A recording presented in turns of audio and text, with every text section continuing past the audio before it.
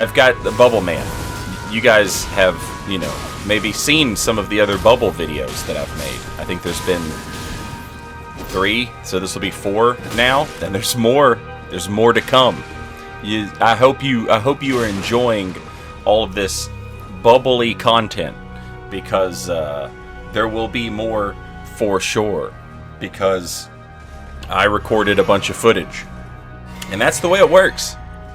I record the footage, you guys watch the videos, and, you know, it just keeps on going. So, I think this is build number 34? I think this is the 34th build, that save file that I have. People often ask me, how do you have so many characters? The answer is, I just make alternate PSNs. You don't have to pay for any of them past the first one. And then you just need email addresses in order to make a new one. But if you have a Gmail account, there's a little life hack for you. Like, for example, if my Gmail address was saintriot@gmail.com, I could just add a plus to that. So saintriotplus@gmail.com. That's not a real email address, but Gmail will just send that to me, saintriot@gmail.com. And that works for, you know, anybody with a Gmail address. You can put plus saintriot@gmail.com or saintriotplus@gmail.com. Because Gmail doesn't think of those symbols as, you know, real characters, and so it just lets you make a million different emails while always just having that one email address. So I just do that, and I make all these different PlayStation accounts. So this is build number 34. And, yeah, I cast the bubbles. And it's important to me that I kill people with the bubbles whenever possible. You know, I try. I'm trying to get clips for the YouTube videos, you know? That's what's important. Should I be casting bubbles at this guy at this point? Probably not. Am I going to change my tactic? No, I'm not. He should be worried about this Banished Knight, but he's just not. And I can't condition him to be afraid of it until it's too late, you know? If I could get a little space, I could cast a bubble, I could get free. I just need him to deal with the Banished Knight first. He's not going to do it. So, you know, okay, that's where we ended up. This weapon that I'm using right here, this one is Bleed Infused. This one right here is Occult Infused. You're going to see I'm going to just be bouncing back and forth between all kinds of different weapons and stuff. And, yeah. You enjoy that, because I'm all over the place in this video with what weapons I'm using to go along with my spells. We're also using the Carrion Sword Sorceries, and you will notice during some of this video that I give up some of this heavier armor. I'm wearing the Tree Sentinel armor because it looks like Frog's armor from Chrono Trigger, which is where this build was, like, you know, inspired from. You know, he wears that gold armor with like a dingy green cape, and this is the one that most resembles that. Although it is a little more, you know, stylish, I guess. Yeah. So, I'm going to add the Carrion Staff to this build, and I'm going to put it in my right hand. And that's going to boost the damage of Carrion Slicer, Piercer, Greatsword. It's going to boost the damage on those when I cast with the Albinoric Staff, which is in my left hand. And yeah, it's going to do even better damage, making this build even more dangerous than it already was. Can you believe it? It's true. It's all happening right here, live on saintriot.com on the YouTube. And I know you're going to ask me for the stats and stuff, so here you go. If you're using the Albinoric Staff, you want to go 45 Arcane, 45 Intelligence. That's the best split. Should it be? No, but don't yell at me about it. I didn't do it. That was brought to you by From Software. This thing has an S scaling in Arcane and like A or B scaling in Intelligence, and for some reason you still want to go 45-45, which is wild to me. I think I ended up going 50-45. The helmet that I'm wearing gives me 4 extra arcane. However, it also nerfs your flask, so if you drink your flask, you're going to heal for less because of the helmet, the mask, the frog mask. I've got Night Maiden's Mist. I keep that thing on me. It's basically really good at just casting at people who are camping in a small room. And you would be surprised how many times you will cast it at somebody, and they'll just stand there. They'll just stand in it until they die. I have no idea what causes this behavior, but something causes it, and it happens frequently. We've got Gavel of Haima. That's a great spell. Hyper Armor, and it procs some of our talismans. We have talismans on this build. We have Millicent's Prosthesis giving us +5 dexterity, which is nice for our casting speed. We are at about 30 dex. And we have Radigan's Icon also increasing our casting speed. Worth noting that increasing your casting speed doesn't do much of anything if you're casting fully charged spells. But for stuff like Carrion Slicer, Carrion Greatsword, things like that, it's good to have high cast speed. It's hard to react to this stuff. And then you mix in some of these other spells, and regardless of whether or not you're charging them or not, people are accustomed to dodging one speed, and now you change that up on them and they have to dodge at a completely different speed. A lot of times they end up panicking and they dodge poorly and die. And we've got the Gravity Well. We used to have Gravity Well, I should say. It's been replaced. It's Collapsing Stars now because we have that much intelligence. Collapsing Stars is just going to grab people and pull them towards us, and we want to pull them towards us with a bubble in between us. That's what it does right there. Also worth pointing out, as you just saw, the Oracle Bubble, the Great Oracle Bubble, has a decent splash zone where damage takes place, so you can cast it at walls and floors. It's not massive, it's not Giant's Flame Take Thee or nothing, but it's there. There's some stuff. Check it out. We've got an Occult Katana with Unsheath on it on the build now. Is there anything this build can't do? The answer is no, because Great Oracle Bubble, if it hits, combos into a ton of stuff. It has a lot of hit stun, and it takes a long time to hit somebody, which means you have time to set up your combo.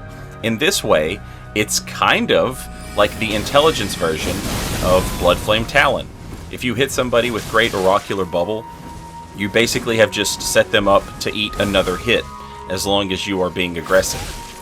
There are a lot of spells that are similar to this that I think people think are worse than they are, and I'm not saying they're good, but I think people think they're worse than they are because they don't take into consideration what you can do with this spell when you cast it and apply pressure. Great Oracular Bubble and Elden Stars both spring to mind.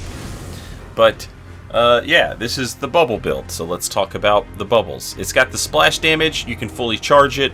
I've got Godfrey Icon, so and the Graven Mass Talisman, and that's about 1,000 damage on a regularly armored opponent. About 1,000 damage. Sometimes more, sometimes less, but very rarely less, and very often more. But 1,000 damage is the safe bet. If you want to say, how much damage can I expect? About 1,000 damage, which is that's pretty good. And when you take into consideration it's going to combo into something, or if you take into consideration that you're going to use Collapsing Stars to pull somebody into it, now we're talking about 1,800 or 1,900 damage, and that, as you can imagine, oftentimes is enough to get the job done. Cannon of Haima is a great spell. It is basically Giant's Flame Take Thee for intelligence builds, although it is harder to aim, in my opinion, than Giant's Flame Take Thee, but it's not hard to aim. It's more difficult than Giant's Flame, but it's not, hard. The benefit that Cannon of Haima has over Giant's Flame Take Thee is Cannon of Haima will go down until it hits something. So if you cast it from way up above your opponent, it will go all the way down until it hits something. Giant's Flame Take Thee has a point where it will just stop.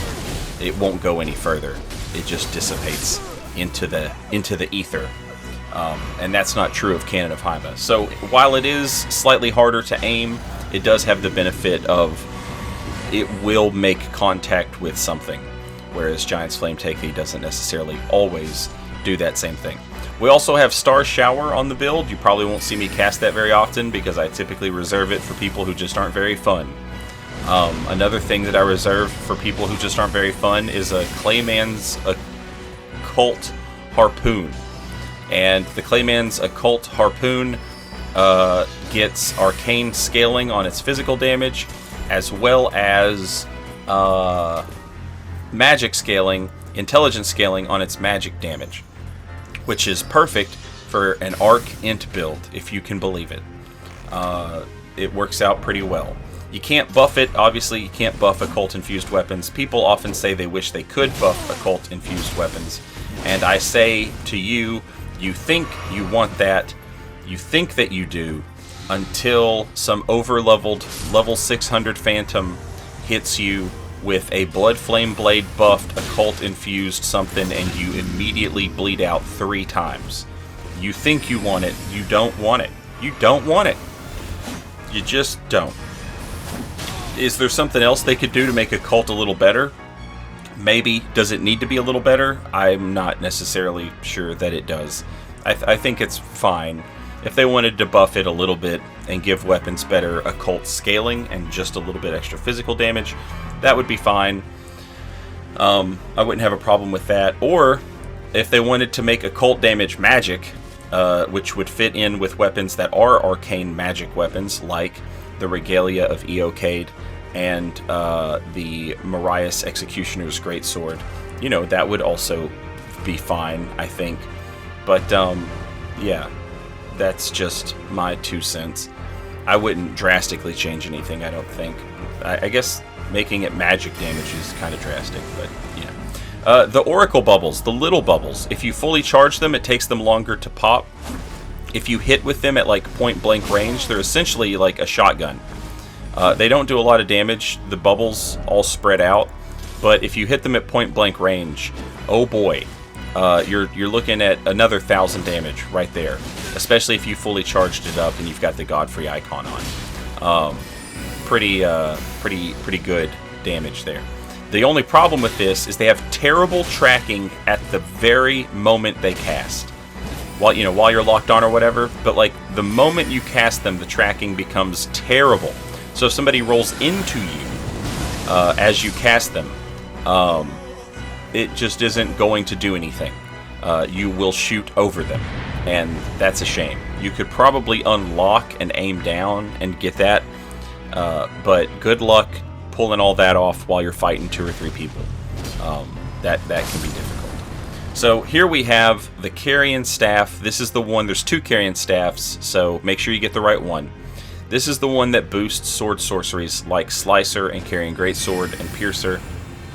That's the one we want, and we're using that in the offhand. We're going to cast all of our spells with the Albinoric Staff because it has the better spell boost effect. Because we're an arcane build. We have 45 or 50, whatever it is, arcane. And yeah, that's where most of our damage is going to come from. But having this little staff in our right hand and dual staving it, that gets us extra damage on the Slicer, the Greatsword, and the Piercer. And that adds up. That's real deal Holyfield.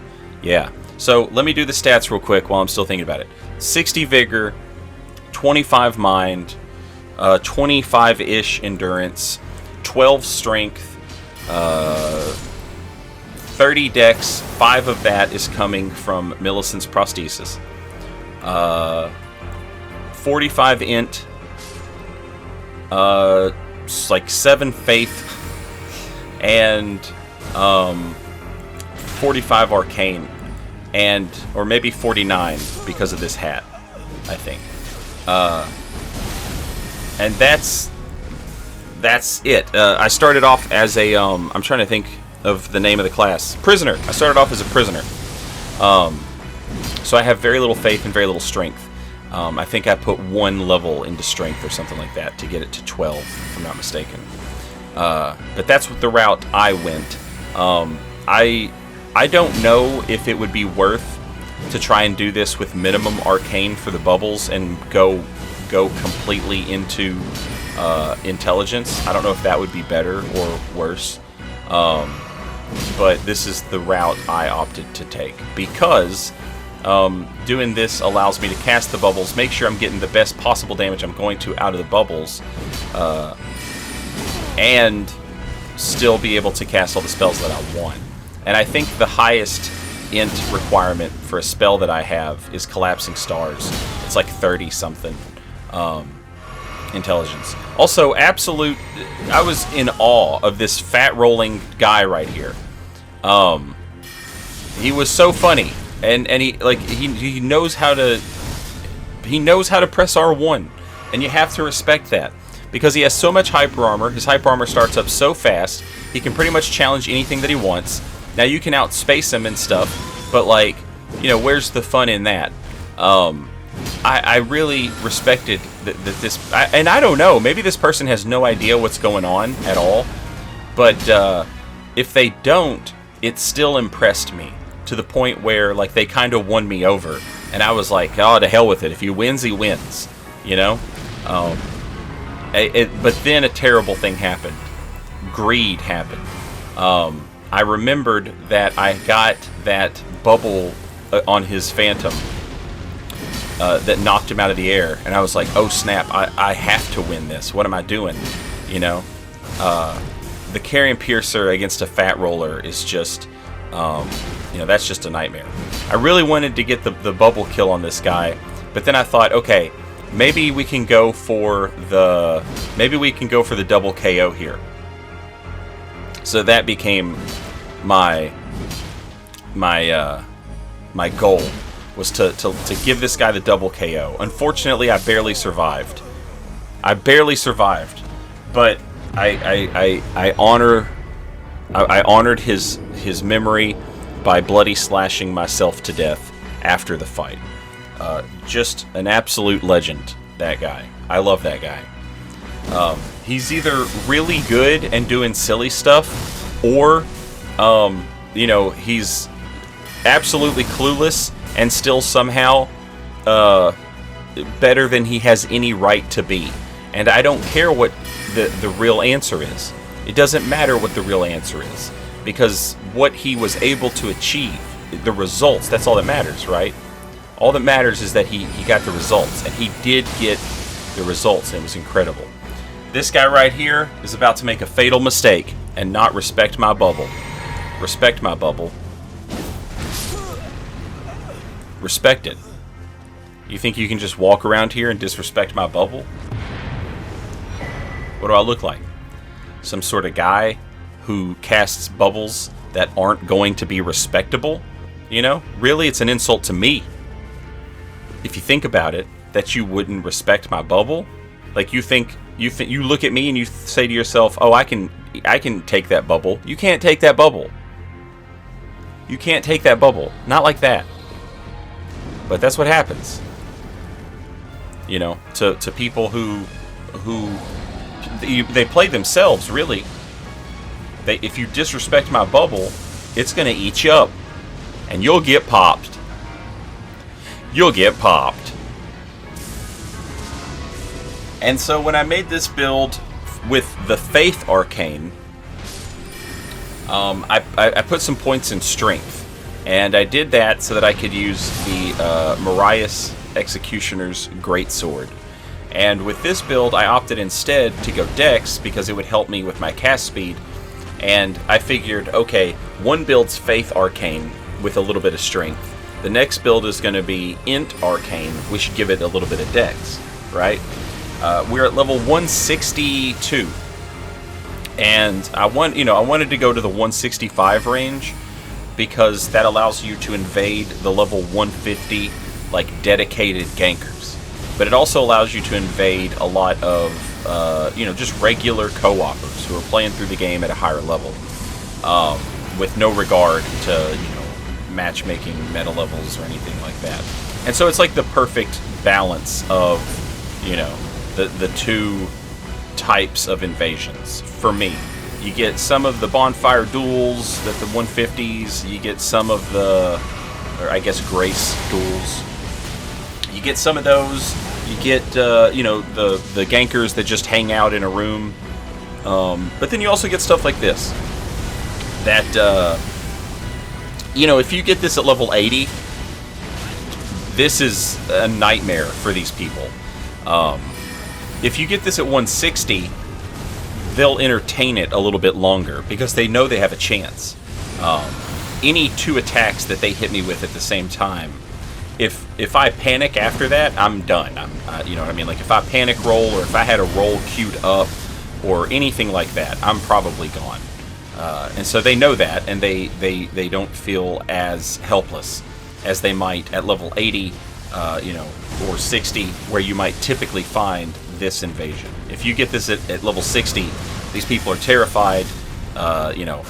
This fighting with a dragon, that's never going to happen. They're just not going to let you, they'll just run away. But at level 160, these people are feeling like, hey, all right, we still have a chance. And once we kill this invader, we can kill the dragon. Now that the Phantom is gone, that changes things, right? Now we're having a change of heart. New thoughts emerge. So, now this is a little more like a level 60 invasion. But, it's fine. We had a good fight with the dragon. Now this guy's going to run for, I don't know what reason. It never makes sense to me. I talk about this all the time. It's like, I'm gonna aggro, I'm gonna anger every enemy in the level now. It's like, you killed my friend, I'll show you. I'm gonna kill myself. Like, I don't understand the thought process. It has to be sheer panic. Check that out. You can fall and cast a bubble. How nice is that? It's very nice. The fact that didn't work absolutely broke my heart. But it's okay. We'll try again. Yeah. Anyway, sometimes I guess people just panic or whatever. So it happens. But I wish that it didn't, because like right here, this. Okay, look, now we've got a fight. But as soon as I do something, he starts running again, and now he's aggroed another enemy. Right? Boom! There it is. There it is. The bubble, the collapsing stars. This guy, he knows what's happening. He knows what's up at this point. He's running into the church. Guess what? This isn't a safe church. You're still in danger. What are you going to do? What are you going to do now? And he looks me dead in the eyes, and he says, I am going to kill myself. And that's what he does. I don't know why. I don't know why. Some people say, well, they don't like losing to another player. And I guess that I get that, but like, to me, there's no discernible difference at all. I don't understand how you could think that there is. You know what I mean? I don't get it. But, that's me. Maybe they do get it. Right? Bubbles. Who cares about psychology?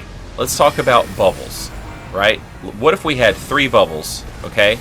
And then, what if we had a guy hit the bubble and fall into lava? That would be hilarious. That would be a worthy YouTube video, in my estimation. All right, what if we had another bubble and it just killed a guy? That would also be fantastic. And that's what happened. I love playing a wizard because in a lot of invasions, people are afraid to engage you.